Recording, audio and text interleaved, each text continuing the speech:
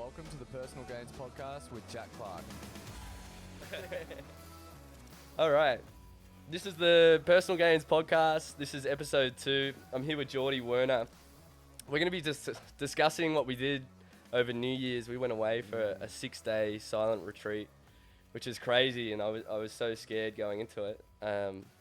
But yeah, Jordy and I, we managed to get through all 6 days, and we're here on the other side now, and we're just going to discuss a little bit of what we experienced and why we did it, and maybe why you could think about doing something like this, and we're just going to kick off with just a little bit about Jordy and who he is and sort of his journey and as to what led him to this point of going, all right, I'm ready to do a silent retreat, because it's a big step to go, okay, Yeah. I'm going to do that, because once I was there and it was 12 o'clock and we went into silence, it was like, man, we're here and we're doing this, and Yeah. I've got to be with myself and deal with in the that. deep end. Yeah, I'm in the deep end, and I'm not sure if I know how to swim. Yeah, for sure. That's how I was looking at it, man. Like, I've spoken to a few people since, and I've said I would recommend it to anyone and everyone.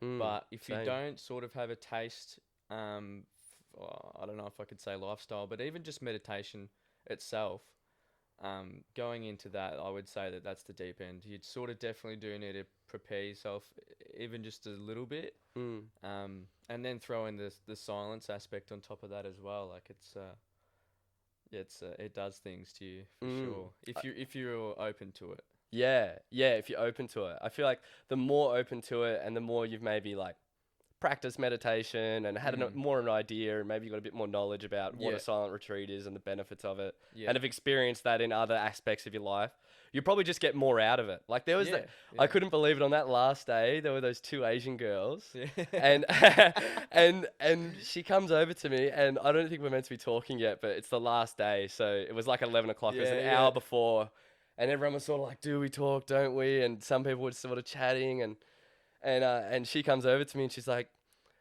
I come here and I did not know that this was silent retreat. And I'm like, what? I'm No, like, it was silent. she didn't know. Yeah, the girl, Lily, there was the funny Asian girl that was spitting lots of facts. And then there was Lily, yeah. and she's like, I didn't know, but now that I'm here and I did it, it's so amazing. I'm so much more in touch with myself, and I'm like, oh, that's cool, wow, bro. hats That's off so to you. cool. Yeah, but she stuck with it. Yeah. And there were 2 people that left. Yeah. There's 2 people that got their torches. They got their torches, the light on their torch. They what do you call it? Was it the? You know is what's it the Survivor? Rose? Yeah. Or what's the other one? The rose. They Oh, get yeah, the they got- rose and like, if you don't have one, that means you're going. Or something. Yeah, they didn't get a rose on The Bachelor. Yeah, but I didn't even know. I didn't even notice. I was like, Yeah, well, when he said it, I did remember one of them that was there, but then I didn't remember the one that left on like the second last day or whatever, New Year's Eve. right, oh man, Yeah, but like I always kept forgetting who was there and who wasn't, because when you're not in the circle, it's just like it feels like there's way less people than there is. Yeah. But I think that's it's that isolating Everyone goes into hiding. experience that it is. Yeah.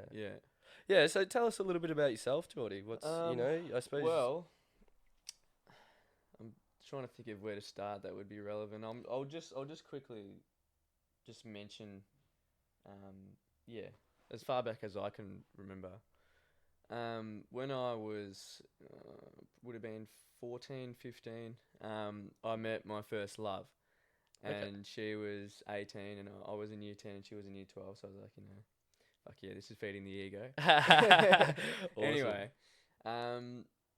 one thing that, actually, when I first met her, one of her good friends committed suicide. Right. So she was very fragile at that point. That's heavy. And me being as young as I was, your mind's like a sponge. Even at your mind's a sponge all the time. But especially at that age. So we were together for probably only 8 months or so, but it just progressively got worse and worse. And that's just because she wasn't processing what happened with her friend properly and then projecting it onto me. Right, like so her mental health and then Yeah, you so guys together. that seriously had a huge impact on my mental health, because she was projecting it all onto me, probably unconsciously, because she, we're not taught how to deal with our emotions and stuff. Yeah. In school, which we should. Mm. So it got to the point where she was in hospital, and then I was actually in hospital as well. We were in 2 different hospitals at the same time. Mm. So coming out of that, that was definitely time to call it quits there. Like, Right. it wasn't you. meant to be, obviously, but For your huge. relationship or Yeah, our Yep. relationship. It Yeah. was, I learned all those hard lessons very early. In a way, I sort of felt like I had to grow up too quickly. Like, I feel like I've lost a decent part of my innocence. Mm.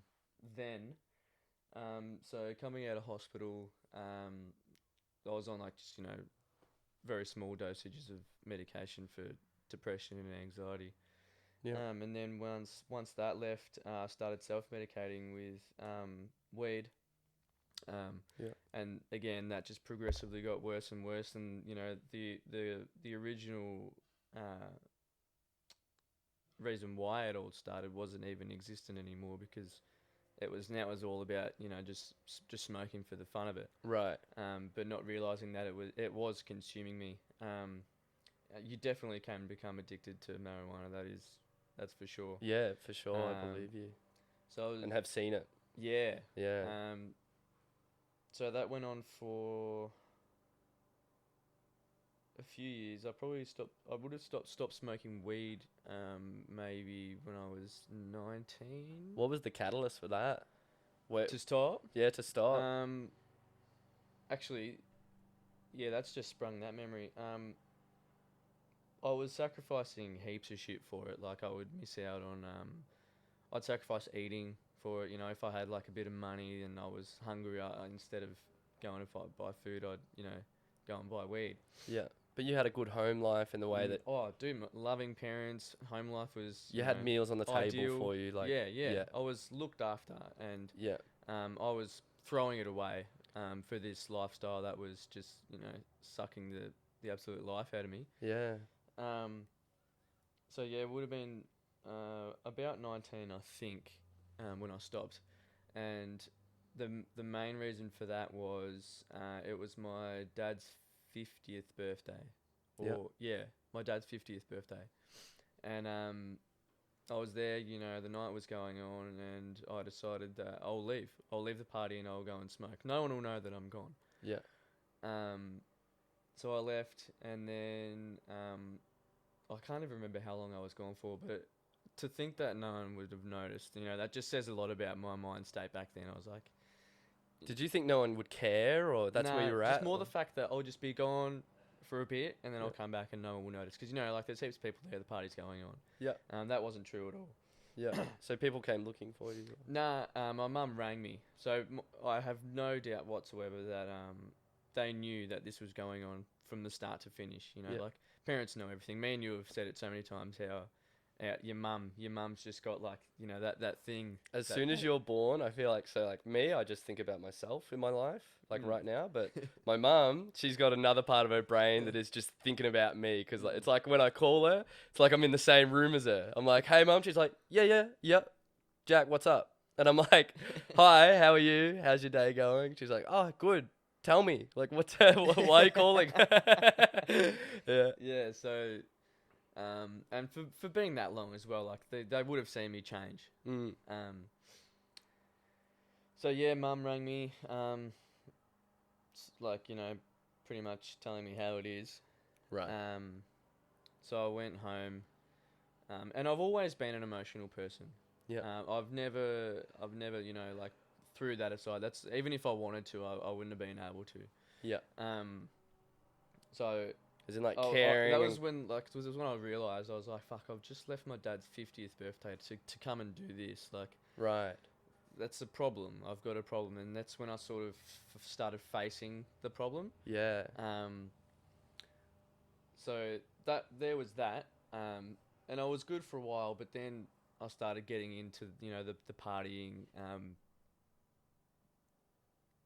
Yeah. Like, you turned 18, you started going out more. It went from, being the sloth to being energetic and going clubbing all the time. Right. So then other drugs started coming into it. Yeah. Nothing like, like, I mean, people's degree of seriousness is different for them, but I've seen worse. Yeah. From what I was, but Yeah. yeah. So then that became a problem. Just going out every weekend, two times a weekend, and then it sort of started spilling into during the week as well. Right. Yeah, like on a work night, just sniffing a gram. Yeah. Or the drinking too was probably the. I would probably say that was the catalyst for it, because if the drinking wasn't there, that probably wouldn't, Right. sort of push me to Yeah. I'm just, Once I'm the a- I'm a first bit one goes pissed. down, and then the I'm a rubber bit- arm, and you're like, yeah. oh, we're getting the bag. Exactly. Yeah, done. I'll It's get Tuesday night. Tuesday night. You're like, all right, done. Yeah, I yeah. get that, man. I get that. Yeah. So that went on for for a few years, and then I eventually pulled myself out of it, like I did with the weed. So I sort of already had those tools there readily available. Right. And actually, I forgot to mention, I was getting help while I was smoking weed from this guy named Glenn Munso that runs a program out of Hallam called the Youth U program. Okay. So if anyone knows of anyone that's struggling, he's a huge help. And because he's been there and done it too, Yeah. it's not like you're just sitting one-on-one in an office with someone wearing a suit and tie. Like, this guy's he's been to the bottom, and now he's working his way up to his top. Yeah. Yeah. So there was that. I think I also forgot to mention as well, my first awakening, spiritual awakening, happened while I was a bit younger, smoking weed. I'll never forget it. I had a mate that was, he was homeless, but he was living at this guy's house in his shed. Right. And I'm talking like a little lawnmower shed, like Yep. a small gardening tool shed. It was very small. Crazy. Anyway, I remember sitting in there. We were smoking, and this video came up on my phone, and it was this guy talking about, he'd been in a helicopter crash, and he was talking about how he'd actually died. I can't remember how long he said he was dead for, but and then came back to life, and he remembers everything. Like, he remembers, I can't remember it exactly, but he was saying like the walls were different, edges were sharper, and then he did start to see a light or something. Whether this was true or not, I don't know, but it had a huge impact on me, to the point where I was sitting there watching it, and I was like getting goosebumps. Right. And that's when I was You like, believed what he was saying. Like, you didn't think he was lying. whether it was true or not. Yeah, there's been a lot of stories like that, man. Like, Yeah. a lot of people that have, gone on and or like died, come back and said, hey, like, I've seen things. Yeah. But I mean, you can never prove it, but you can also never prove they're wrong And too. for the impact that it had on me, I don't even care if it was true or false. Like, yeah, right. Yeah, I'll never forget it, man. And ever since then, like, and because, all my mates and that were not into any of that, but I remember saying, like, starting to talk about, esoteric sort of themes. what does that mean? Esoteric. To be honest, I actually don't know, but I just relate it to, like, spirituality. So, like, Okay. I still remember I was like, if I woke up in the morning and there was a song in my head and I hadn't heard that song for a long time, and then if we were in the car and that song came on, I'd be like, oh, this is that song. And then I'd tell them, like, yeah, I was thinking about this song earlier, so this means this and that. Right, yeah. And it was like, all right. yeah. So, yeah, that was my first awakening. Yeah. From just hearing this guy speak about, a spiritual experience he's had, and you go, man, like, I've never heard someone talk as deep about something like that before. And that made me think about, things, made me think about things a bit more deeply, and the things I've experienced in my life, and the things I feel, and I suppose. Yeah, no, for sure, man. Yeah. Definitely. So yeah, and then, so now you're 23. 23. So it's been a short period of time if you think about it. Like, even some of the women on the retreat, how they were saying, like, they were so happy to see such young men. Yeah. Getting involved in that sort of stuff. Yeah. So it's been an awesome journey up until this point, and I don't regret anything that I've done, because it's given me such quality to life. Yeah. And it's a part of what's lessons. made you Yeah, and who you are. exactly. Like everyone has a story, man. Yeah. Everyone has a story. Yeah. And I do like talking about it. Yeah. Yeah, this is actually the first time that I've gone that deep into it in a long time. So Yeah. Good on yeah. you, man. That's why it was a bit back and forth because like there was memory coming up after me. Oh, quickly go and check this memory box. Yeah, put the piece of the puzzle back swap together. the cobwebs off it. So you sent me this this website link to this silent retreat. Where did you find that? How did you? Because I'd been talking to someone from the gym, this guy Luke Woodham from the gym, and he'd been talking to me about silent retreats, and he's done a 3-month one in Thailand. Yeah. And I talked to him on the phone for 90 minutes the other night, and we just bounced back and forth and chatted about his experiences and mine and what he was just talking to me about me. And very wise dude, but very humble guy. I've noticed a lot of these people are humble, and it's almost to the point that they don't want to talk and tell you things. Like, especially this guy Aruna. This guy that ran the retreat, I'm trying to talk to him and really squeeze him. I'm like, dude, you're a wealth of knowledge. Like, I even told him, like, Master Aruna, like, so talk to me. This is what I think of you. I respect you. He sent the email about leaving the review. Did you get that? Yeah, I did. Yeah, I haven't left one yet, but I will for sure. I called him Master Aruna, and he's like corrected me. He's like, no, it's Mr. Aruna. And when you mentioned about him fighting with his ego, I thought about it more, and I actually reckon that it is. Yeah. It's like, but he's like such an enlightened ego. Yeah. Which I feel like I have as well. So it can be hard to know the difference. Heck, it's a constant battle. Yeah. Like, no matter how far down your journey, the ego's always there. You can't get You'll rid always of it, be man. playing and wrestling with it. It's a good aspect of our being. Yeah. If you can use it in the correct way and don't embody the ego. Yeah, and even just being aware of it and realizing Awareness. the decisions you're making and why, and whether it's to fuel it or to yeah, man. So where'd you find that link? Like, how'd you find out about the silent retreat? Well,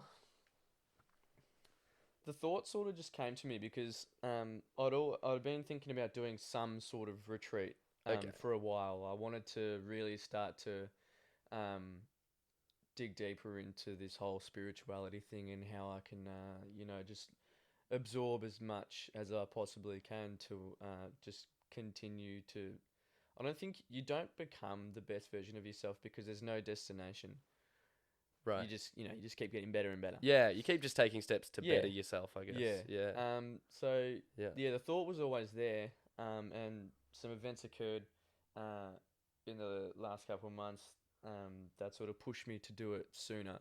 Yeah.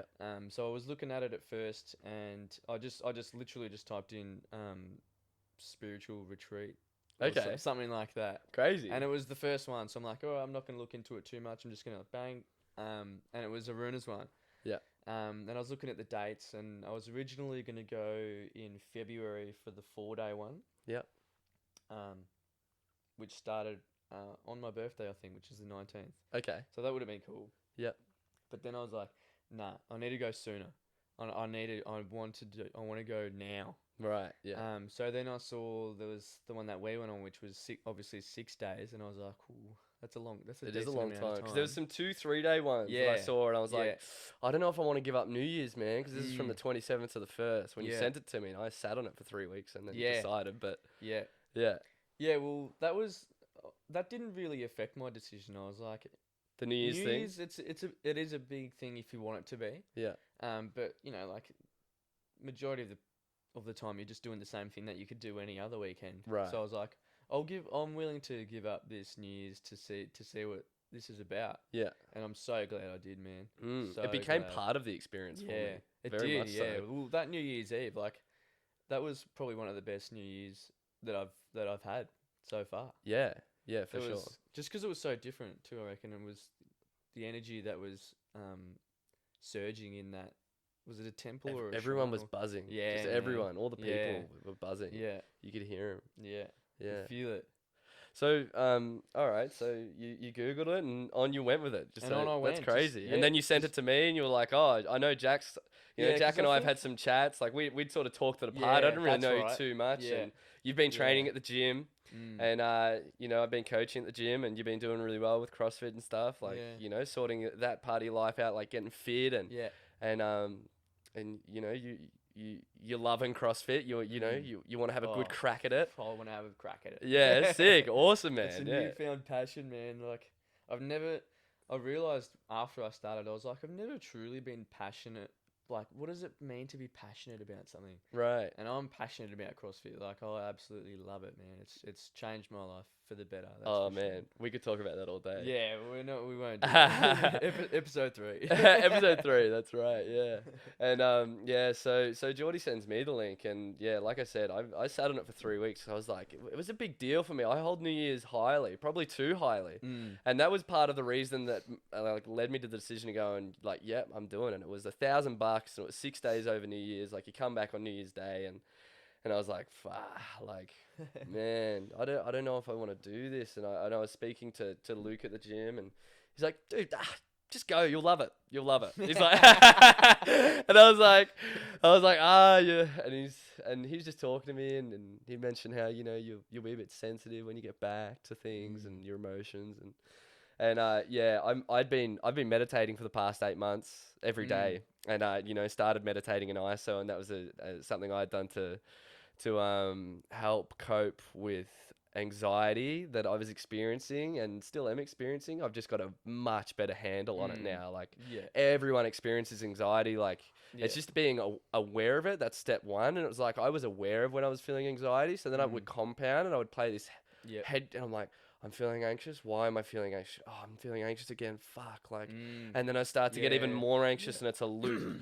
But it's about and then for me anyways, it's about like, okay, being aware of it, and then now knowing how to deal with it. So some people aren't even aware of their anxiety, and that's not a bad place to hang out in, because but once you start to, it's like once you start this trip of getting a bit deeper and thinking about things a little bit more, and so anyways, I was meditating, and this was a meditative trip. Like, we were meditating for 6 to 7 hours a day, but really, like, we got breaks that were up to, I think, like 3 hours long. But I think the longest one was 3 hours.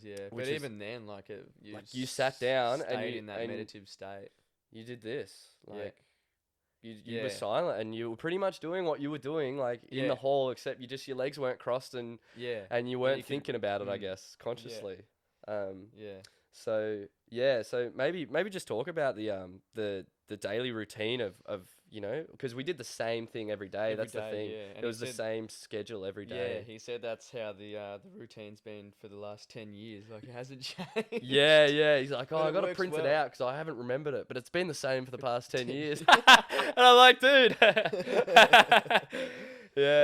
So what were we doing? So we woke up. 6 a.m. bell went off. You up at 6 a.m. And Aruna just went around. No phones. Phones were left in the car. Yeah, we did anyway. Well, I did see a few people using their phone, but that's up to them. But that was a suggestion. Thing that I really wanted to not have was the phone, and that was the easy part. Detached. That was the easiest part, not having the phone. Yeah. So we woke up at 6, and then the first meditation session started at 6:30. Yep. And that was just a solid hour, wasn't it? Yeah, hour to 7:30. Till 7:30. And then yoga from 7:30 till 9. Yeah, hour and a half yoga. Brekkie at 9. Yeah, all vegan diet. Well, it was vegetarian because they did have the butter and stuff, but everything was separate. So, if you wanted to... You had the option, right? Yeah, it was either vegan or vegetarian. Right. But it was all good. It was all delicious. Dude, the food was amazing. Was it Source of the Earth? Source of the Earth. Yeah, who catered, and it was Katie. She was amazing. She cooked all the meals and mate, 10 out of 10. Homegrown ingredients, man. I reckon that had a huge impact on the depth of the meditation that we're able to go in. Right. I feel anyway, because it was such good food. Like, it was just feeding the soul. The food was and seeing that the food was made with love, like, that's always another thing. Yeah. A food that, like, your mum will make you a meal, and maybe it's not as good as, like, as the restaurant, as what you, but she was stirring that sauce with that wooden spoon that she smacked you with when you were little, and she put her love into it, and she's looking at you while you're eating it, and you're slamming it. You're like, this feels so good, and there was definitely an element of that to the even with toast, man. Yeah, I'll ask my mum to make me some toast sometimes. Yeah, and the difference between me making the toast for myself and her making it, it's just like. You can't copy it, even though it's Mum, toast. You're a weapon, Mum. Thanks, Mum. So then we had brekkie, and I hit a couple workouts. I was like, I Yeah, don't know you if I moved want more to than I train. did. I'm just going to take it day by day. And I did. I was like, we finished yoga one day. I was like, oh, I did some push-ups and squats. And Yeah. smacked it. And another Yeah. day I did a run. Another day I did nothing. Like, Yeah. I just took it day Well, by I day. was working on my handstand walks heaps, and that was actually Yeah. a good time for it because I got not bad at it. I Yeah. think I did my first 5 meters, Yeah. which when I only started doing them like maybe a month ago, Yep. and I was shocking. And Yeah. now I'm like comfortable. I know people that have been comfortable doing them for 6 months, a year even, and can't do 5 meters. Yeah. But I think the frequency, like, of doing it every day, twice a day, and maybe having me to be there and just like head nod or Yeah. shake silently. Yeah. I was Silently coaching. figuring out how to coach silently. Yeah. I was like, you got. Yeah. Yeah. I'm like hand signaling you what to do. Yeah. As well as learning how to communicate via flatulence. Yeah. So I think like third day in the trip, Jordan, I was just more so Jordan. I was Yeah. trying. Oh. My fart I'm a power had known left, farter. but I'm a known farter, man. Yeah, I don't know what it is. It's just I could probably try and push one out. You right got one now now for for us. us? I don't know. Nah. nah, it's too much. It's too Dangerous. much. Yeah. But yeah, so Jordan and I were just communicating in farts by like day 3. It was me and you sitting out there next to each other, and then that other dude was a little bit further down on my side. I was losing And I it. went, and then you went, and then I think, and then I looked over to him and I was like, it's your turn. Because we weren't allowed to talk. Yeah.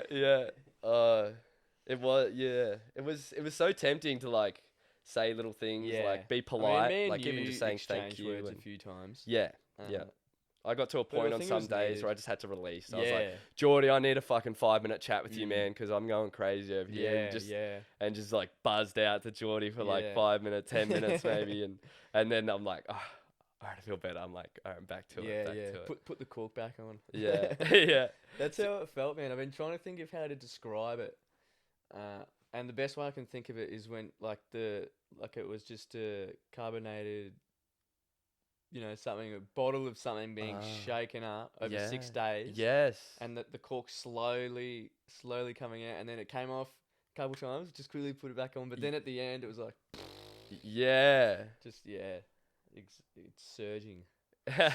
For sure. That's actually a good description of how I Yeah. felt. I was just building and building, and I didn't get that release till I came home.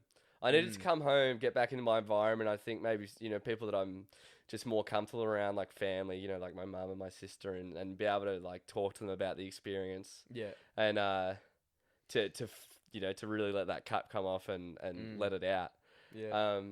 But yeah, back to the schedule. Yeah, so Where are we up to? Yeah. well, so we were in the Next morning. We session was, meditated. We did yoga. We ate brekkie. We had a little bit of a break, Mm. and then back to meditation. An hour and a half of meditation. Yeah, sitting and walking. I'd never done the walking. Yeah, before. That was walking cool. meditation was I sort of interesting. felt that was easier to slip into than sitting. Yeah, for sure. Me too. I felt Yeah. like because I was actually doing something. I wasn't just doing nothing. Yeah. Because I suppose when you're sitting and doing nothing, that'd be harder. That's when it just floods in. Yeah. But being able to walk and actually move and not be so uncomfortable and get just losing all blood flow to your legs like Yeah. after Oh, sitting that there for hours on hours and the very first session. So when we were still able to talk on the first day, I think I changed positions like 3 or 4 times. Yeah. Because I thought I knew how to meditate, but this was literally being thrown into the deep end. Right. I've never done longer than maybe 15 minutes to 30 minutes. Yeah. And this is how like the often first before? How often would you do 15 to 20 minutes or? Well, there was a time there during ISO when I was doing it most days. Yeah. But even then, my view on it was not correct. Like I'd sort of allow myself to start falling asleep. Oh, okay. Yeah. But not fully fall asleep. And that was my idea of meditation, was like, sort of being in between awake and asleep. Right. So I'd say that I've only learned how to meditate properly since actually going on the retreat. Yeah. You found like you can get a bit deeper into it. Yeah, but it was it was different. So it was Yeah. you accessed it. But I like, was conscious. I wasn't, falling asleep. right. Yeah, you're staying conscious And sitting up. That was the first time sitting up as well, because I'd always have to lay down. right. See, but that's my issue. Like at night, like I can struggle to get to sleep, Mm. and I want to be able to like meditate myself to sleep. Like I can't. Yeah. But whenever I meditate, it's like I stay awake. Yeah. It's like. Yeah, I feel when I do it now, I literally feel like I'm being charged up. Yeah. Like there's some, stream. Like of you're getting energy. filled with energy. Or, Yeah, like yeah. coming from wherever up Yeah. there. And when I say energy, I literally mean like when you don't have energy, you're tired, and when you do, like you become more awake and up and about. Like yeah, for sure. Yeah, and then and then we'd have lunch and we'd meditate again, bit of a break, and then we'd have dinner, meditate again until 9 o'clock at night, Yeah. and go to sleep. So basically, what we're doing is we're eating and we're meditating all day, and then at 9 o'clock, Aruna would give us the opportunity to speak if we wanted to and ask a question, which sometimes some people did, and we had some chats with him, and we asked him a couple questions, and actually on that second day, I miss him. yeah, I miss Aruna. yeah, for sure. I'm sure wherever he is, he's vibing, he's having a good time, and so are we. Look at us doing a podcast. But yeah, on that second day, I had a bit of an experience because I came into the trip on a bit of a low. Like my dog had just passed away, and I just split with my girlfriend, with Kayla. Yeah. And I won't go too much into that, but I was in a pretty of a low state. Like my baseline was pretty just down and depressed, and just really feeling those feelings. Like I'm okay. But going into it, I'm just ready to be silent, just to let go of everything that's happening here in my life, and let go of all the stress. And anyway, so the first day I just slept and meditated all day, because I'd just been like drinking on the weekends, ripping CrossFit during the week, like coaching hard, and just been Christmas, staying busy. days Christmas, before, yeah, all the busy, like you're getting ready for all that, and yeah, and so by the time I got there, I was just so tired, like after so many late nights, and so yeah, the first day, man, I just charged back up. Like I just slept, woke up, meditated, and then the next day, we did a full day of meditation, and the schedule that we just talked about, and then we got to the end, and I had a question for Aruna. I asked, because it's a quarrel that I'd been having in my head for months previously, and something I always think about, and it was that, like, when I sit down and meditate, I get to a point where I'm flowing, but then and I'm just thinking about my breath.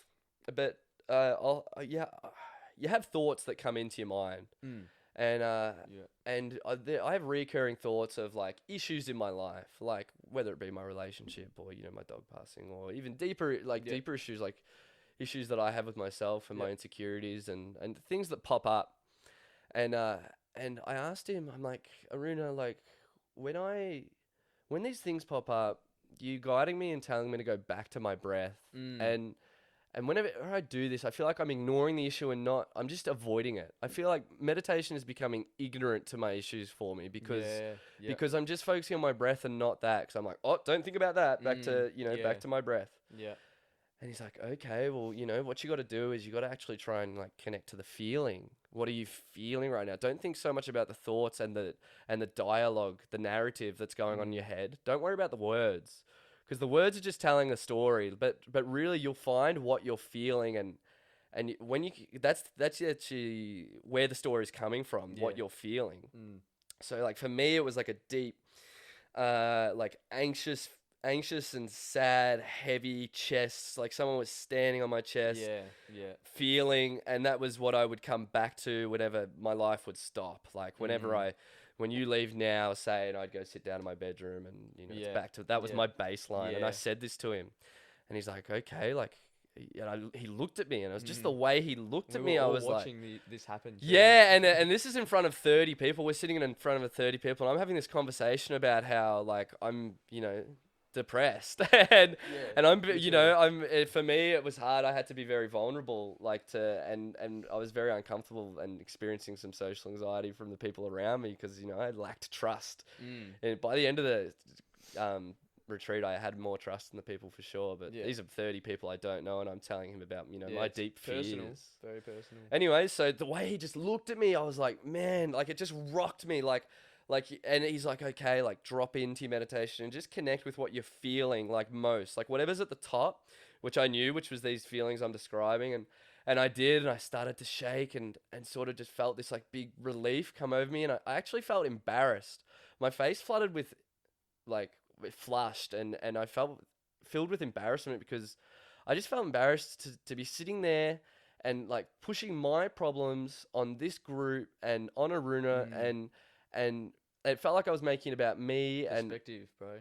yeah, but just like that, how just the way he was sitting there, so humble and positive, and it's like I was underappreciating just my life and everything that's positive in my life, and focusing just on some negative things that are happening, and that just clicked for me. I was like, whoa, like, and then the exchange sort of ended. We sort of finished the night, and I went to bed that night, and I couldn't sleep. I couldn't sleep for like 3 hours, and wow. there was no clocks, no times. We didn't have a phone, like Jordy mentioned, and so I don't know. It felt like 3 hours. You never know. Well, who knows, man? But and then when I went to sleep, I had vivid, like lucid dreams. Really? And, the whole night, and I woke up the next morning like flat. Like I was like, man, I just got the shittest night's sleep ever. Yeah, it was like you went off somewhere. Like you didn't actually sleep. You were out doing stuff. Literally, like I was awake the whole night. Yeah. But, and then I went did yoga, and I think, we meditated, did yoga, and I think getting back into my body and getting the blood flowing, getting moving and feeling good again. Cause, and then I just had this feeling of relief. I just felt lighter. I was like, that's so man, good. I dealt with some things there. Like that was a crazy experience, and it really just happened. Day one. Yeah, I was like day one, shit, or day two, first day of like full meditation. Day two, technically. First day of full meditation though. Yeah. You're right. Yeah. So which was just a crazy experience for me. Yeah. It was funny because I think it was that first full day, because the hardest part was getting used to the time in between. In between eating, in between meditating, there was nothing. There was no stimulants. Knowing what to do. My biggest realization is we're constantly searching for stimulants. Yeah. We're on our phone, or we're always trying to get onto the next thing. What should I do? Should I watch a movie? Yeah. Should What's I go to next? the What's gym? next on the to-do list? Who should I text? Like, who wants to hang out with me? Should I rip a Billy? Nah. Yeah, so that was the hardest part, and I think it was on that first full day, coming up to dinner, I think. Yeah. And me and you were standing there, and we were both like, should we just leave? We were both questioning, like, are we meant to be here? Like, is this what we're meant to be doing? Yeah. And there was a few moments throughout the week that those thoughts occurred. Yeah. That thought never left me. That I could leave, like, because it was an option. It's always an option, and the way out was always there. Like the door to exit was always there, but it's just whether you walk through it or not. Which in its own is an achievement. Not leaving. Yeah. Among all the other things that could have been achieved and were achieved. Where do you feel like your experience peaked? Do you feel like it was at the end when you could finally let go? Yeah. Well, I didn't I realized after, when we got back, that the whole time I was expecting something to happen. Right. And I think that was my downfall. Like you were in anticipation of something. I'm going in this, as open as I can possibly be. Whatever comes. But I think there was an underlying expectation that something big's going to happen. Like this is going to... I'm going to have a vision, or, something's going to arise in me that I didn't know was there. None of that happened the whole time. Right. Which is why I think, like, my meditation was good, but I don't think... When he talked about the well, I was like... It felt like most of the time I was, walking around the well looking in, like... And I'd, like, maybe get in it a little bit, and then I'd jump back out. Because the thoughts are just like, for me, it was like, all right, I'll focus on my breath. I'll focus on my breath. I'm focusing on my breath. Yep, that's good. I'm still focusing on my breath. Yep, keep doing this. This is good. And that's how it was like. Right. So I was never actually, like, I never got very deep. Yeah. into it. But deeper than you ever gone before, I guess. Like, yeah, you well, feel like even you learnt to since, like, I've meditate been there. trying to do at least an hour a day, so I'll do Oh, it in that's crazy, man. That's heaps. two half an hour sessions. So I'll do one in the Nice. morning and one at night, or however it can work for me. Yeah. And they've been getting deeper, so it's definitely it's cemented the practice, which was my main hope, because like it had been sort of pushed to the side before going. And then like when we left, well, when we were able to start talking, that's when the cork popped on me, and like I've never felt like that before in my life. Like I've thought I knew what it was like to have heaps of energy, but this was on a different level. This was something else. I just wanted to keep talking, man. I wanted to keep talking to you. I wanted to keep talking to anyone about anything. Yeah. And then in the car as well on the way back, like we were blasting techno. Yeah. And then there was a huge an internal war going on between like, oh, should I go and do something, or should I just settle down and relax and start trying to reintegrate what I've been through into normal life. Yeah. But yeah, man, like if I was ever able to just call upon that energy again, I'd be at the games in no time. Yeah. Yeah. Yeah, dude, like that was something else. Do you feel like it's like left you, or a part of it stayed with you? I feel like a part of it has stayed with me, not to that level. Like that was you were on a high then. Probably only a retreat could do, or like just internalizing the energy that we use, even just talking and doing, whatever our days normally have involved. Yep. Yeah, like it was amazing. It was. I remember you actually saying it felt like I was on drugs. It did. It seriously felt like that I was, on some sort of stimulant that's just, but like in a real clean, in a clean, natural way, it was organic. Yeah, It was so you had organic. no doubts about where you were, what you were doing, and you're like, man, I just did something so amazing for myself. And also like did it to the best of my ability. Like achieved it. Yeah. Did the full 6 days. I'm here and Yeah. got through New Year's. Like because that was a big thing for me. It was a bigger deal for me, I think, than it was you. Yeah. Like Well, I was pretty stressed out. Like New Year's night, I was like, man, I was like, and even New Year's Day, I was like, brother, like. Yeah, well, there was that day party you were telling me about before. Yeah. And I was like, when you first told me, I was like, nah. But then when I was in that mood, I was like, oh yeah, I wouldn't mind. On New Year's Day. That, but I didn't want to pollute, the purity of that natural energy that I was experiencing. So yeah, I think it's untouchable though, man. I think it. What I gained from that, like, it just feels like it's just there with me, and whether I want it to be or it's not. Always there. It's just, finding ways to tap into it. Yeah. I mean, you've seen me on a few nights out. I feel like that some of that shines through, like when I get in a groove. That's just, once you start rubbernecking it, man. Yeah. What's that neck toes to rubber? Oh. Jordy's vibing. Yeah. It's always there, man. Yeah. It came from somewhere. Yeah. Inside of us. So. Yeah. Yeah. I feel like it's. I feel like the things that I were expecting to happen while we were away happened after. Even now, I've mentioned it to you a few times. Like I thought I had found a decent level of peace and acceptance before the retreat, but it's deepened. It's deepened so much. Right. I feel like I just have a better understanding and more accepting for what is. Yeah. Whether just a better understanding and more love for everything, for life, for you, for people in general. Yeah. It just feels like like the room got brighter. Yeah. You know what I mean? Yeah, the room did get brighter. Yeah, and I'm worried that this is a high, and I have no doubt that I am going to experience more lows in my life, and that life will be like this. That is life. But yeah, I've been worrying that I'm feeling like too good.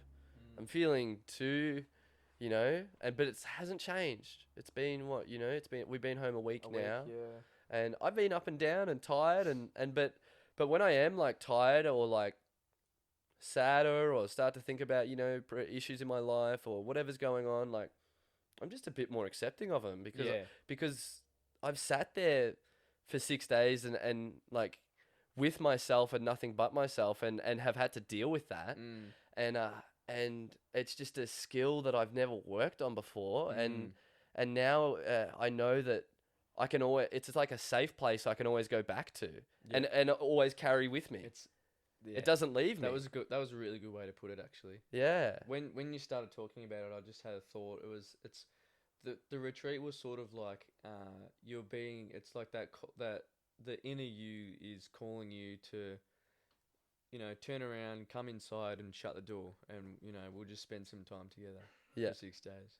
Yeah. Yeah, because and then at the end of the 6 days, is you're opening the door and you're sort of like stepping back out into it. Yeah, and I'm like, no, fuck it, back in I go.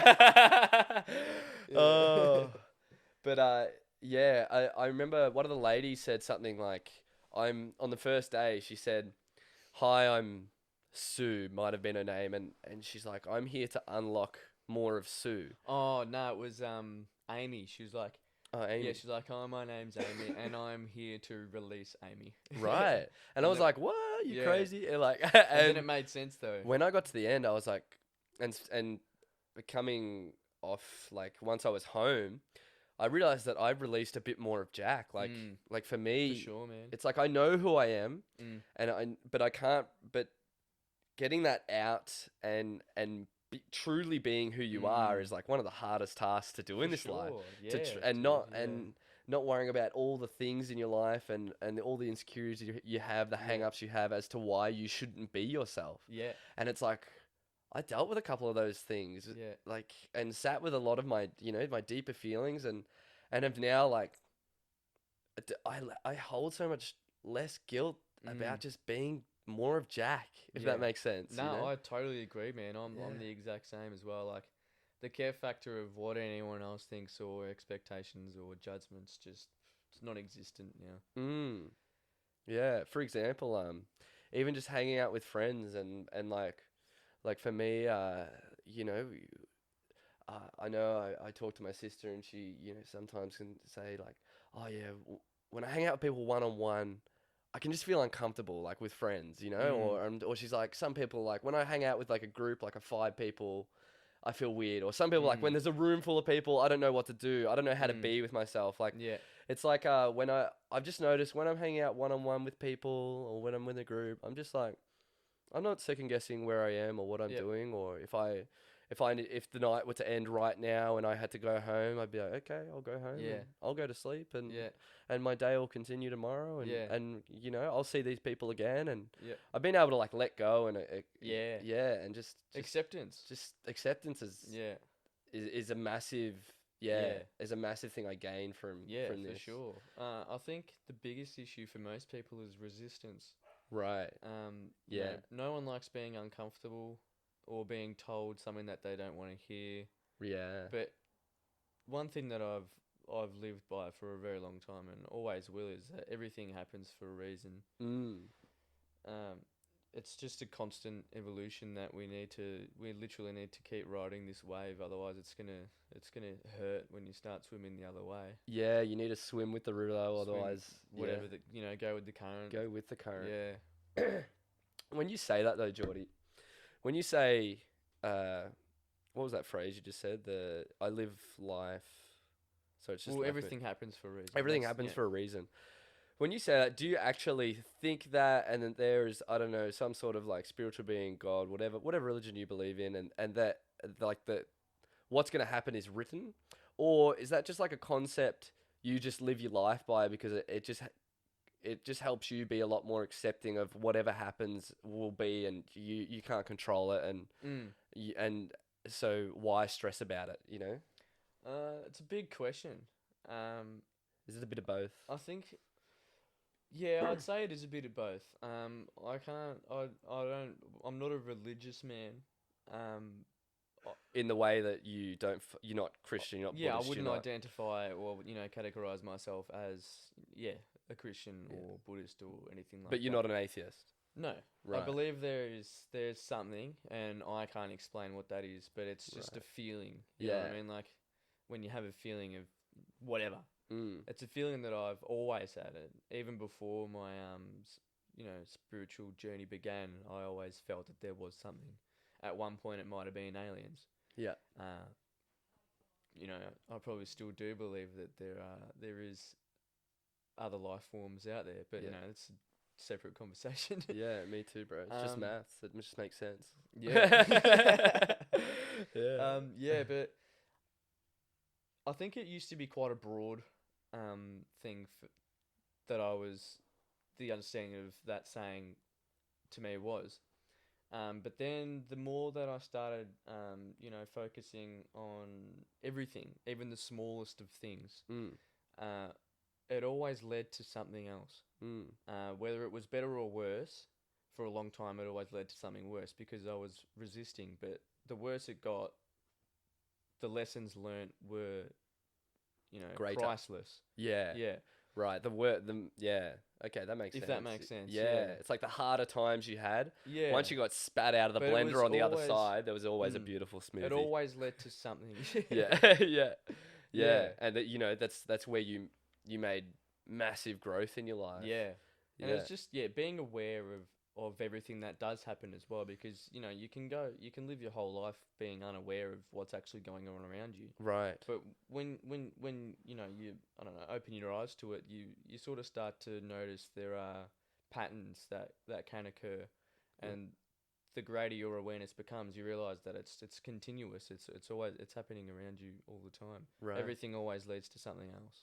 Yeah. It's not like you choose to go a direction and life's like, nah, that was the wrong direction. Go back and take door B. Yeah. Yeah. But But it even doesn't just work like that. Yeah. Even just in the way like being more conscious of the decisions you're making and the things you're feeling and the things you do that make, like, how that makes other people feel. Like, your life experience gets better because you live a more analyzed life in the way where you're stepping back and letting things happen, but also where you're like putting your best foot forward. Yeah. And not just like you're starting to try. A more conscious life is like, I feel like starting definitely. where you're starting to try. Yeah. You're not Stepping into you're not the just void. letting shit happen. Like, Nah. you're not just being addicted to weed or having mental issues, like health issues, and not doing anything about it. Like, I'm sure you got to a point where you were like, I'm gonna do something enough, about this, and that probably led you on a on a That's track to how I got to where I am today. right, where you're like, I need to make some conscious decisions, and Yeah. and that takes effort, and you have to be brave. Yeah. It's scary. They're It's scary, scary. those decisions, because it's everything you need to step away from it. Yeah. And I think that's part of getting away to do this silent retreat. Like, I did not know anyone, and the phone was gone. Yeah, I knew Jordy, and I'd give him a head nod or a fist bump or whatever at the at the end of the day, good night. But like, I did not need to be polite to anyone. Even though I wanted to be, like, I'd say, like, I'd mumble thank you when I get when you get your dinner, because I'm just like, I can't be served a meal and not say thank you to you or look at you in the eyes and be gracious, like, because and you just you fully detach from your environment and realize that, like, if you can do that, like, I now know that I can do that and survive.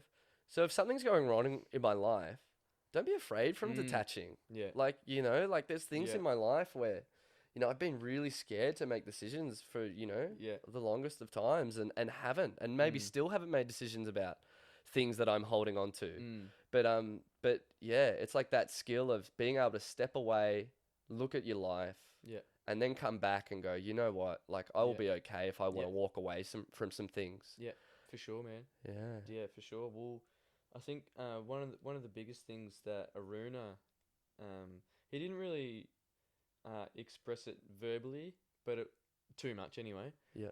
Was, and I think this is part of the Buddhism thing, because I think he is Buddhist, or he practices Buddhism. Yep. I'm not sure. Is to don't get attached to anything. Right. Don't get attached to absolutely anything at all, which makes heaps of sense, because once you do, that's when that like, if that thing is, about Failing to or- leave, example, a person, or, whatever it is, Yeah. A job. and then it's gone. Like, what, you're gonna try and chase it, and then, push whatever you've got going on to the side to chase this one thing that might not even be the best for you, or only came into your life for a certain amount of time to teach you these certain things and is now going again. Right. You know, it's everything. It's constantly evolving. Yeah. It's like nothing stays the same for, well, the moment's forever unfolding. You know what I mean? Yeah. So it's just that. What does Aruna say? Mm. That conscious awareness of moment to moment awareness of what is. Right. I think those were his exact moment words. to moment awareness of what is. So literally right now, like, what's happening? Like, it's like that candle's burning. Yeah. You That know? plant's surviving. Yeah. It's living. Yeah. We're chatting away. We're chatting away. It's This crazy when you this think. chat's gonna end at some point, and I'm okay with that. Yeah, me too. Me too. Yeah. Little bit sad about that. But yeah, and I suppose that leads us into talking about a more present, like living your life in a more present way, like focusing on what's in front of you. Like the day, like, because I had nothing else to stimulate me, the best parts of my day was when I took a shit and when I was eating food. Yeah. Because it was like, man, like, this poo feels good. Yeah. You know? Like, It's drag making it my out. tummy feel better.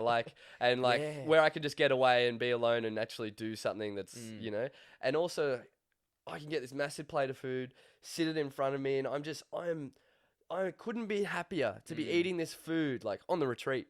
Yeah. Not just in my everyday life. I wish my life was like that. Oh, man. But it has gotten a little bit more like that. Yeah. You know, Yeah, true. really being appreciating of Yeah. every meal that comes across my, my way, and Yeah. and just slamming some food and finishing it and sitting there and thinking, man, that was good, and watching every bite go in and thinking about how you're gonna eat it, and and it might sound funny and simple, but it's getting in touch with and being satisfied with the simple things in life leads you to a more happier life. I think something I'm figuring out. I agree for sure. Yeah. That was the other thing as well, was my capacity to just sit and be, Right. without the artificial stimulation of phones or any screen. That was almost becoming my favorite part of the retreat, was just sitting there. I mean, it helped being amongst the forest, because there was so much going on. Like, if you could just sit there and, like, there's a rabbit running across, and like, I feel like my senses were heightened. Yeah. At one point, like, I could see things that, like, if there was something else going on, so you were sort of chopping and changing between. You became very aware of your environment. Yeah, and just being present is literally like the only way that I can describe those in between times, and even the meditating though. But because that's what meditating purely is just being present and listening to your body on a deeper level. Yeah, for sure. Hey Bella. Hey Bella. But yeah, let's move on to as to why maybe why do you think someone should or would think about going and doing a silent retreat? Like, someone that's listening to this and going, it's not for me. It's not for me. Like, why? Because I think it's for everyone. And maybe not a 6-day to start off with. Like, go and do a 2-day. Go and just do a 2-day. Yeah. And I'll probably go do a 2-day next time. And just do a little touch on it. And then, I definitely need some time now to live my life and be back. And it's not something I want to do every 3 months. Yeah. But maybe it's something I do once a year. Yeah. Maybe. I don't know if I could do any less than 6 days now. Yeah. Because when we first got there was a few people that had done, like, the 3 or the 4 day. Yeah. And pretty much all of them said that. And for me anyway, I sort of experienced it too, was it takes a couple of days to settle into it. Yeah.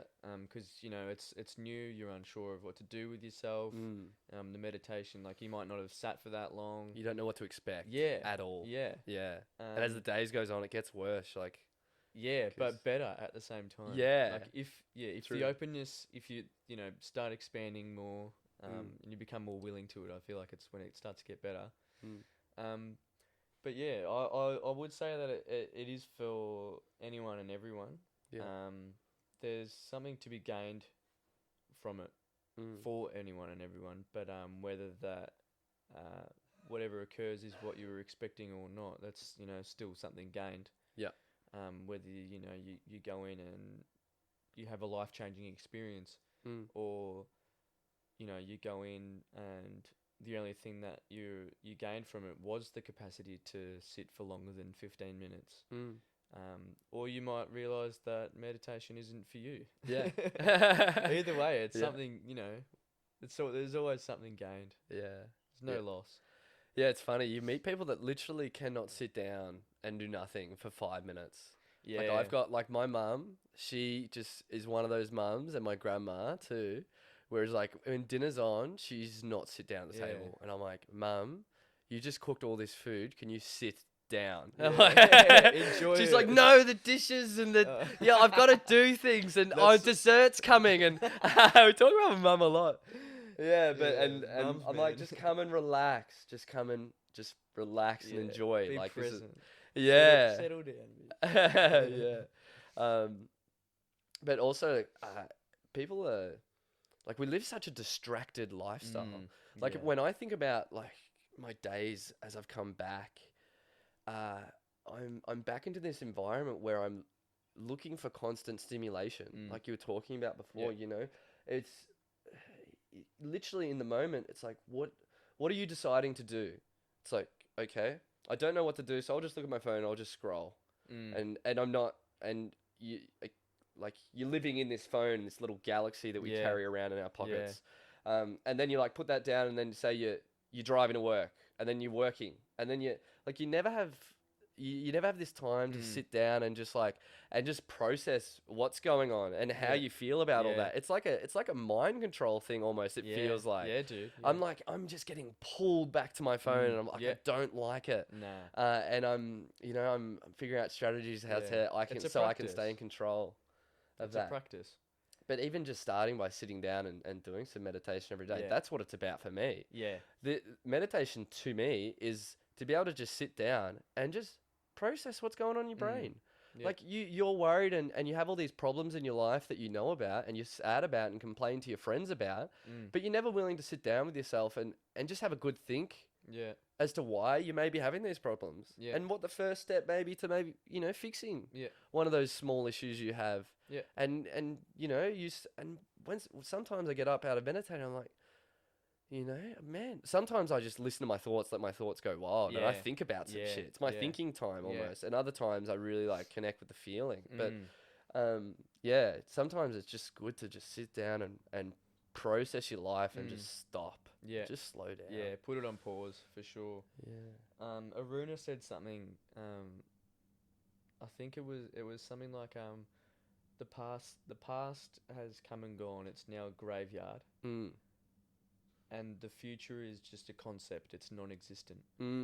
So all we have with those two things, separated, is now, right now. That's crazy. And that's the only thing we can control is right now. Whatever's happened is happened. I mean, if it's an ongoing thing, there's a solution, you just haven't found it yet. But then again, it comes back to, doing that internal investigation and listening to what your heart's saying more so than your head, because there's that war, that constant war that most people aren't even conscious of it, but that war between your head and your heart, and they're both good. They're both wanting the best for you, but there is definitely more. You should lean into your heart more than your head. Yeah, I feel like your heart will. You'll get your the head's best almost out of listening to your heart than your head. The most out of the best thing will come from it. Yeah, right. I believe anyway. Yeah, or having a good balance of it, because like listening to your mind and figuring out problems is good, but but hearing a feeling like hearing a feeling, love that. Hearing a feeling or feeling a feeling. Yeah. And having an issue, and then I find that my brain always tries to figure it out. Yeah. And I'm like, oh yeah, it's fine. You're just feeling this way because you're tired and you've been training a lot lately, and you're stressed because you got that problem at work. Spits facts. Yeah, it just tells you the facts, and you go, that's all right. That's why it's okay to hold on to this feeling and not deal with it. Whereas really instead, if you just sort of sit with the feeling And yeah, for me, I had points where I just sat with feelings and just started crying. For sure, man. And just tearing. I'm just like, man, like this Yeah. is emotional. This is so emotional. Yeah, that's good though. I mean, it's doing what it needs to do. There's you're not shutting it off. You're not blocking it and letting it grow and turn into something else, or progressively get worse until you start projecting that feeling in unconscious ways, like behavioral patterns or Yep. drug use. Yeah. That's I'm a prime example of not dealing with my emotions, turning to drugs and just sweeping it under the blanket while it's growing under that blanket, and that blanket's starting to rise off the floor, and it's coming to the surface whether you like it or not. Turning into a ghost. It's gonna hurt when it comes out. But, Yeah. Yeah. Do you think that they're like being through all that in your past? Do you think there's a balanced lifestyle for someone where people can have a controlled use of drugs 100%. and have the balance and be in control of that, and not always be like looking for it or going to it or needing it? Like, what Definitely, do you think about that? I mean, well, they're a part of our existence, and exploration, in every sense needs to be done. Like there's people that are known to be, have been. I think it's Terence McKenna. He's been referred to as a psychonaut because he's like an astronaut, but is exploring internally, Right. through the use of drugs. Yeah. If you're gonna planning on doing any drug, go into it with the right intention, and And it'll be safety fine. and make sure but just being aware as well, like everything in moderation, obviously. And I'm not endorsing drugs in any way or telling everyone to get out there and do it, because it's not for everyone. If people have had traumatic experiences in their life and then go to drugs, sometimes that can enhance the all the negative shit that they've got going on. But yeah, like I said, they're a part of our existence. It's something that we need to accept, and we need to, I think as a whole, we need to be more educated on it, keeping in mind that it is there, and it's, it probably always will be. So I think just being smart about it, respecting it. Respecting it's massive. Yeah, because when you lose the respect, like, you will lose that fight 9 times out of 10. Yeah, that's so true, man. Yeah. I mean, and I'm studying what I'm studying because I've been through that. I've struggled with that. I let that stuff consume my life. I want to help people that are at that point as well. Right. Just bring them back to what. And what are you what studying matters. exactly again? Certificate 4 in drugs and alcohol. So, I want to. You're gonna help a lot of people, man. Yeah. I feel You're like gonna help a lot of it's my purpose for being here, man. Like I've found my life purpose, and that's to help people and share the experience and knowledge that I have. Just bring everyone back to why they're really here, I guess. Yeah. That's amazing, bro. Yeah. Are there any more like experiences you want to talk about from the trip? From the retreat. Yeah. Well, that run that we went on with Timmy. Yeah. Timmy. That was funny how he just turned up behind us. Yeah. Like, where'd you come from? Yeah, that was Because sick. we just run up the trail. Where does he train again? CrossFit Thornbury. Yeah. Yeah. Is it? I'm And not he's in sure. state politics as well. Yeah. I thought that was really cool. It was interesting. Yeah, I'm like, works with you're Dan here in the Andrews. retreat. We met another yeah. Yeah. Yeah. But we met just another CrossFitter on the 3 out of 30. Yeah. One tenth of the group were coming to, CrossFitters. coming to Underway tonight. Yeah, he's coming down to the gym, In so a that was few cool. hours. Yeah. Yeah. No, that'll be a good time. Yeah, sure. that run that we went on, that was sick. Yeah. I love that. Yeah. I got lost when me and you went to go for that first walk because we didn't know. I knew that there was a path. I just didn't know how to get there. And you were like, "No, there's no path. Fuck this. I'm going back. I'm done." Yeah. We were like trekking, and the bush is getting thicker and thicker. Yeah. I started coming back through, and I'm like, "Nah, I want to go." Yeah. And then I ended up getting lost. Yeah. So that was interesting. Did you write your name down on the pad? Like, Yeah, I did. Was the search party going to come out for you? It could have. It was. I mean, the possibility was there if it wasn't crossed off. Yeah. I've got a story I want to share. Yeah, I can't think of anything else. I think I've pretty much covered everything that was significant to me anyway. Yeah, I think so. So Yeah, share my away, my friend. Uh, there was talk maybe 3 days before New Year's or 2 days about how Aruna was like, New Year's night, we're going to do something special.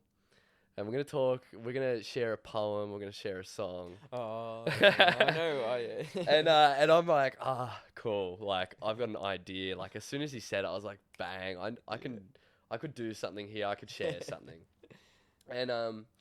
And so this idea I had, it made me pretty nervous because it wasn't a song or a poem necessarily. And it was something a bit different. It was something that I had to put myself on the line for.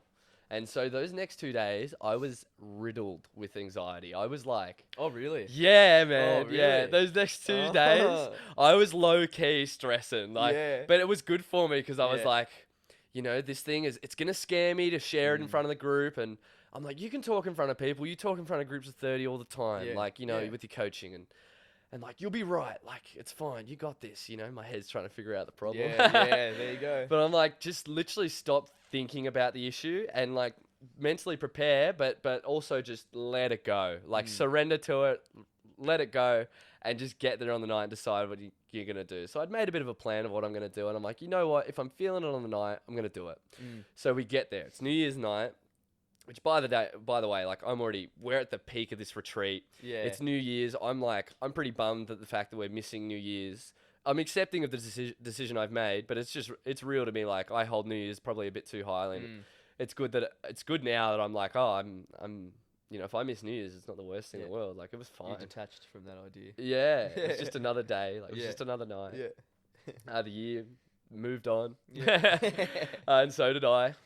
And anyway, so we get there and people are sharing poems and it's all quiet. It's quiet, and then someone will go, yep, I want to share something. Yeah. And they'll read their lovely poem. And there was this oldest bloke in the group. His name was Steve. He wrote this amazing poem. That was really about good. The retreat too. About the retreat and, mention little things and gags but it was funny. Things that everyone had noticed but no one had said to each other, which was funny. It really made my Dr. Zeus poem. You shared your Dr. Zeus poem. No, it was good. Yeah, I do like that one. When you said Dr. Zeus, I was like, oh, here we go. Yeah, everyone was like, yeah, no, but it was a good one. I wish I knew it off by heart, but I don't. Yeah. Oh well. But yeah, no, I thought it was good and people enjoyed it. But anyway, so it's the pressure's building, and you I'm went last too, which was the best bit. Oh, There was no one after you. Remember? Oh, because I was waiting for each person, and it went back a few times, or was there someone? Oh, it doesn't matter anyway. You went last, which really made it even better. Yeah, and I didn't know if it was last or not, but a couple of people had gone. So I go, all right. I go, Aruna, and he looks at me. Okay, I got something to share. He goes, okay. I said, but it's a little bit interactive, and I just need to borrow your notepad. And he goes, okay. He sort of gives me this weird look, and I feel like everyone's eyes on me. So I sort of get up, walk over. It was dark in the room, and I needed it to be light. So you've gone and turned the lights on. It's like I flicked the light. I'm like, I need to change the environment. Yeah, the environment just. I'm like, we need to turn these lights on. I'm like, it's New Year's Eve. It's New Year's Eve. Turn these lights on. Everyone's like, candlelight, Yeah. And anyway, I grabbed the notepad. I'm like, Aruna, what I need you to do is I need you to write 5 big words on 5 different pages. Any words, I don't care. If you want to keep it on topic, that'd be better. But any 5 words, I don't mind. And he's like, okay, any 5 words. I'm like, yeah, any 5 words. So I give him the notepad. I'm like, go. And then so I talk to the rest of the room, and I'm like, okay. I entered coach mode a little bit. Oh, you did. I saw you change. You were like, there was meditative Jack, and then once the lights came on, you were like, Coach Jack. Coach Jack's here. I could see it. I could see the physical embodiment change. Physical embodiment. I'm talking a bit about my past and my experience with ISO and meditation. I'm like, hey, I own a gym, and we had to close down, and I started to meditate, and I started to practice getting into the flow state, and there was this freestyle rapper that went viral. And I was watching his videos every day, and then I just found myself, I'd just start rapping. and and at that point, you yelled. You were behind me. You were like, no way or something. Yeah, you said, I can't remember, but it was something like that. And I just looked at you, I was like, yes, I'm like feeling Jordy's energy now. I'm like up and about. So I'm like, what I'm gonna do is I'm gonna perform a freestyle rap for you guys. And I'm so scared of doing this. And I said a quote. I said, I live by this quote, and it's wake up and do something that scares you every single day. And coming on this retreat scared the fuck out of me, but I'm here and I'm doing it. And this idea scares the fuck out of me, but I'm here and I'm going to do it. Yeah. And even if I fail, I looked around the room, I'm like, is anyone 22 years or younger? Yeah. Everyone was silent. Yeah. And didn't put their hand up or anything. And I was like, okay, so if I botch this up, like, we'll blame it on my age. Yeah, you were the 'Cause youngest. I was the youngest there, which I didn't know until that point. Yeah. And I was like, awesome. And then so I'm like, all right, Aruna's got the words. I'm like, Aruna, how you going? He's like, one more word. I'm like, okay. I'm like, you guys, I need everyone to be my beat. So I just got everyone to just like clap on their thighs and clap with their hands. I'm like, all right, sweet, that worked. I had no idea if that was gonna work. It worked well. And it worked decently. The I stage was set, man. and that was it. It was like everything was there. The piece of the puzzle were there. I just had to put them together. Yeah. Just had to slap them in. Yeah. So I go, Aruna, you ready? I'm like, all right, cool. Everyone starts clapping, and then he just shows me the first I word. can't remember what the words were. I remember two of them. Do you remember any of them? What are the ones you remember? Dog Yeah. and Kundalini. Yeah. And there was essence. Essence, that's right. And I wish you could do it I'm right not now. sure. I wish you could re-rap it. It was sick. It was so anyways, sick. and then I just ripped it. I just let loose, and it was not bad. Like, it was okay. It was but- smooth. right. It was smooth. Thanks, bro. But man, that was just, and then yeah, I hit it. Everyone, like, it finished. I got 4 out of the 5 words. By the 5th word, I was just too up and about. It was too much. I was like, I can't believe I'm doing this. I'm freestyle rapping to all these like just meditative like yogis, like 30 of them, but they're all different people. Like, respect to all these people. They came from all different walks of life, but I'm just standing up here rapping for them, like, on this retreat. I just lost it. The New Year's special. New Year's special, and it all finished, and I just sat down, and just this feeling of relief just hit me, because I'd just been thinking about this thing for the past 2 days, and I was like, I did, like, literally seconds before, I was still doubting myself not to do it, and I just let go of the fact that, you know what, if I fuck this up, like, I don't really care. No. I care that I stood up here and had a fucking crack and had a go, and you know, now I'm even like, there's some little things like, I notice like scarier situations, like even whilst coaching, or where I'm just like, I go, you know what? Nah, I am doing it. I am gonna do it. You know, and I feel like I've held on to that a little bit, and that was just an amazing experience. That's so good, and to hear people That's like so the good. reaction feel like Everyone loved positive. It just Everyone went absolutely perfectly. loved Like it. it couldn't have gone more perfectly. It was meant to happen. Yeah, it feels that way. It was so sick. We were all meant to be blessed by your rhymes. Oh my gosh! I'm telling like, I just practiced this freestyle, like rapping to my mom in Iceland. You're like, and I've everyone only just ever rapped laughed. to my mum. Yeah. Oh, it was so good. And then that other dude was like, I think it might have been on that night or the day after, we were sharing The stuff. wrap up last and that guy's meditation, like, oh, I can't wait until people ask me like how the retreat was or what was the highlight of the retreat, and he was like, some guy freestyle rapped, and I was just like, that's when it hit me. I was like, people are gonna remember this. Yeah. What Jack did has imprinted on that temple. Aruna will be sharing that story for the next 10 years of retreats. That is. Oh my is running. gosh. That's crazy. It was awesome, man. Oh, it was so good. The whole thing was a good time, man. But Yeah. I think we've covered enough.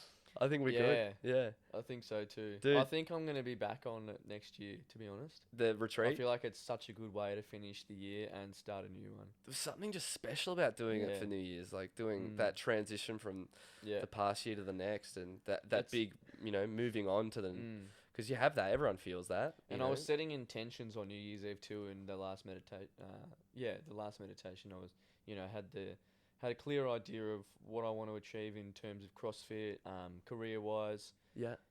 So hopefully that just adds some strength to it all, to come to fruition. Yeah, you felt like you made some goals and had some time to really sit down and feel and think about it. Actually sat and it's probably a good thing for people to do, because if you really embody it and staple it in there, then it'll hopefully give you some motivation to hold it in view.